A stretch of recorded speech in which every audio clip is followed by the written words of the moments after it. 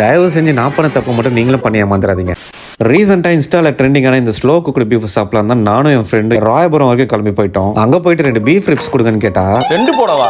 2 தம்பி அங்க பாரு. ஓஹோ இவ்வளவு பண்ணிட்டு இருக்காங்க. இத வாங்குறதுக்கு தான். அட ஆமாங்க, உங்ககிட்ட இருக்க பீஃப் மெனுஸ்லாம் கடை ஓப்பன் பண்ணி 10 நிமிஷத்துல காலி ஆயிடுமா? ஃபர்ஸ்ட் கம் ஃபர்ஸ்ட் சர்வ்னு சொல்லிட்டாரு. நாங்க போனப்போ நம்ம அசல் குளார் கூட இங்கே தாங்க சாப்பிட்டு இருந்தாரு. நான் அவர் வீடியோ எடுக்க மறந்துட்டேன். அதுக்கு என் ஃப்ரெண்ட் என்ன பார்த்து